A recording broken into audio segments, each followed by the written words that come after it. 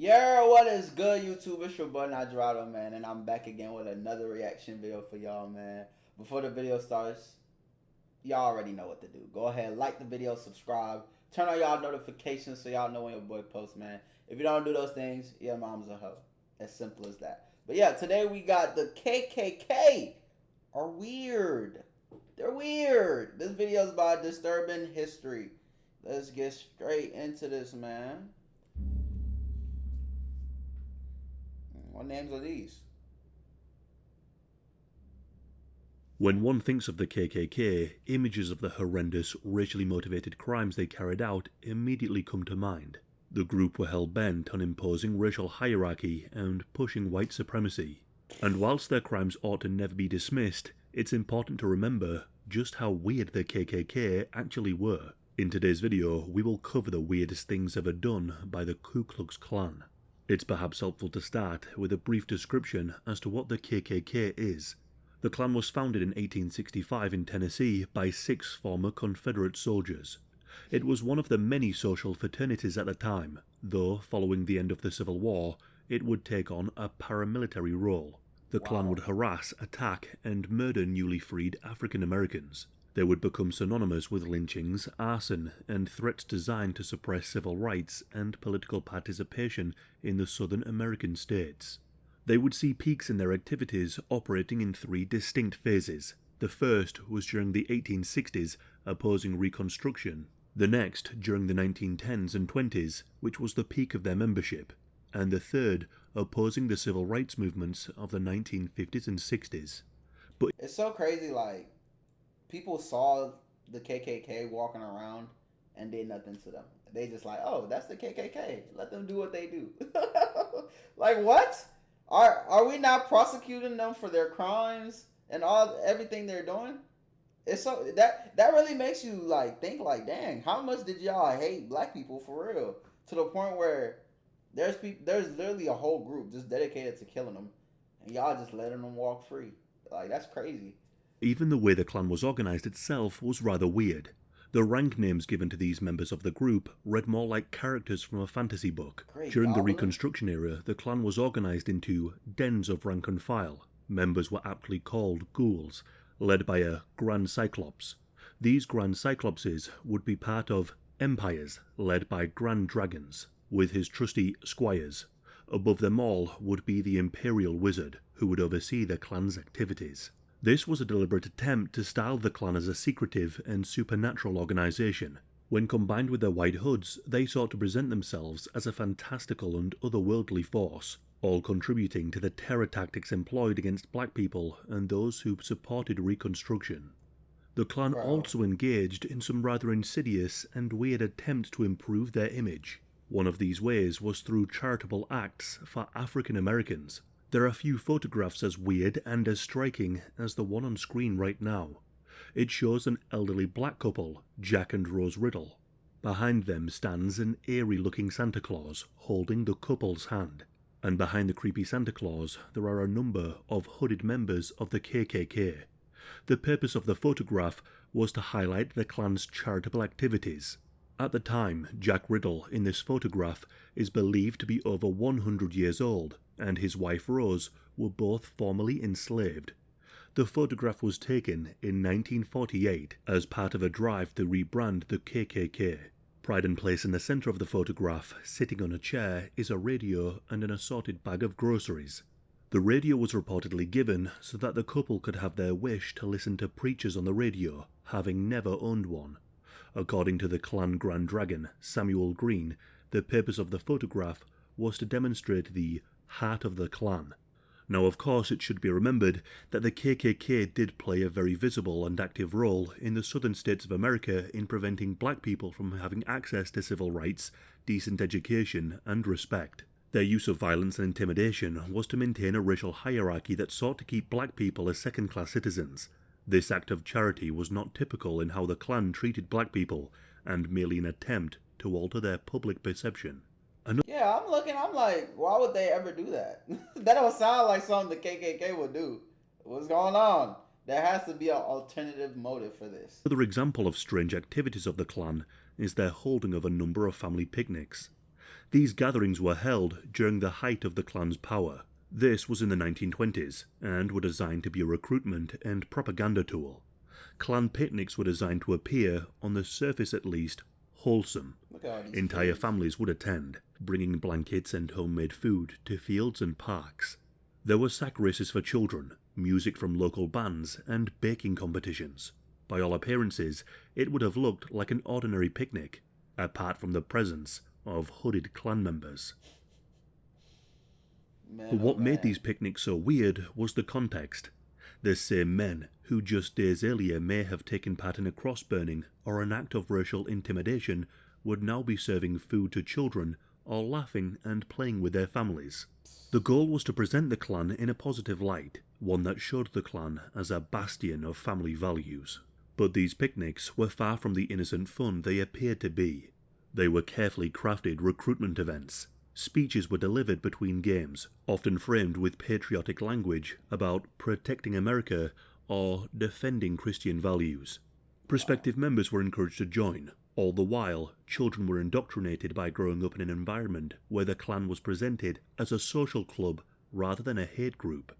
This blending of leisure and extremism is one of the strangest tactics employed by the clan. They managed to turn picnics, usually associated with warmth and community, into platforms of spreading intolerance. But when darkness crept over the picnic, the disturbing rituals of the clan would be performed.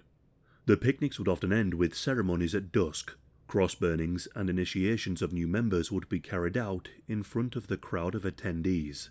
Bro, is this not weird? Like even as a normal person, when you see something like this and they burning crosses and stuff, do you not look at this and be like, Do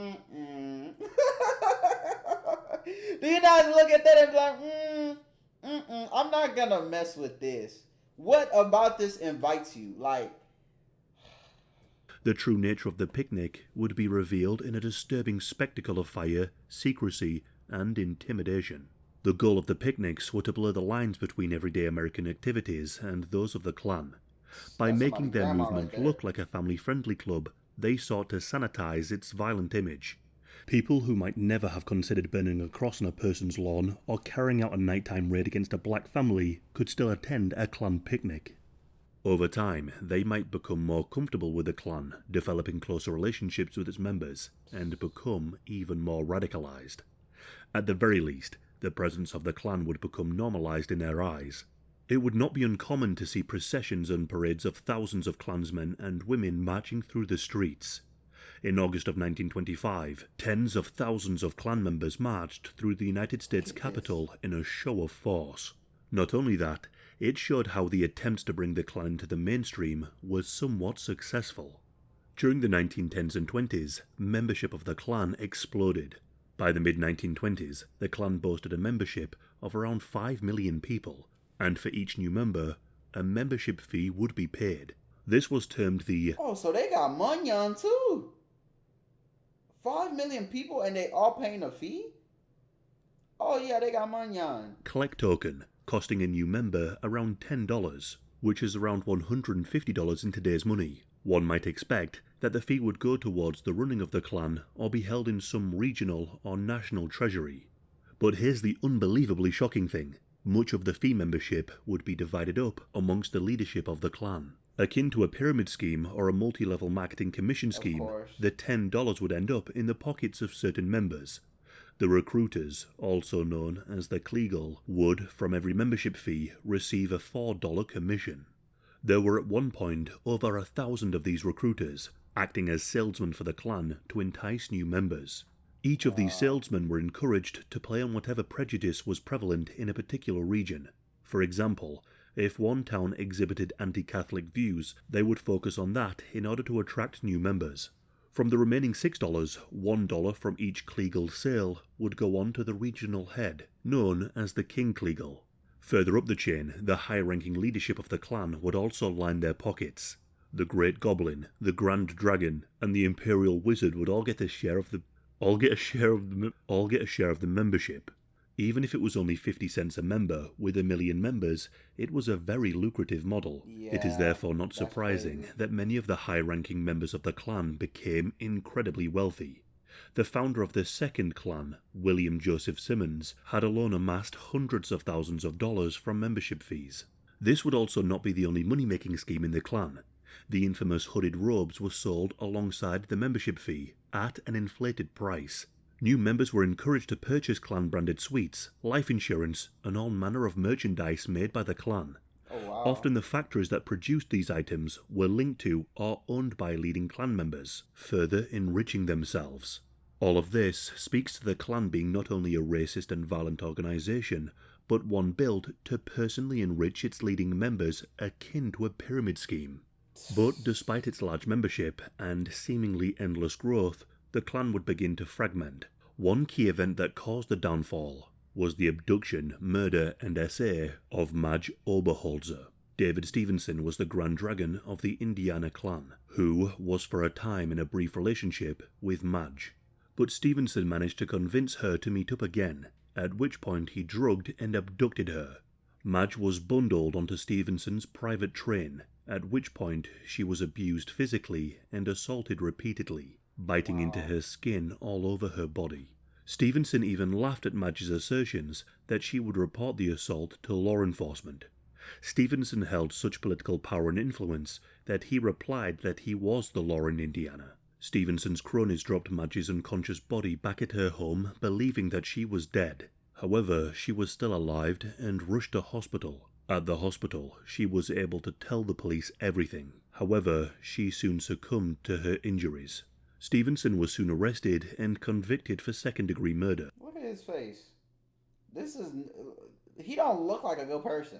Like, you see this dude's face and you already like, yeah, he weird. Like, you don't even have to guess. In response, almost 200,000 members of the Indiana clan renounced their membership. From then on, investigations into the political corruption and embezzlement of funds by the clan led to dozens of resignations and the collapse of the second iteration of the clan. When looking into the history of the KKK, the crimes they committed are rightly centre stage, but it can also be helpful to examine the weirdness of such groups. Not only is it interesting, but it can allow one to not be disarmed or lulled into being propagandized by such groups in the future. During the early 20th century, the clan leaned into its unique spelling of clan, having many of its ranks start with the letters KL. There were ranks such as Clawliff, Clud and Clexter. The handbook of the clan was known as the Cloran, a play on words with the Quran, and the clan meetings were not convocations, but clonvocations, which is really cool. That is crazy, dog. I never knew this much. I never knew it was a whole Ponzi scheme behind it and everything. That's crazy.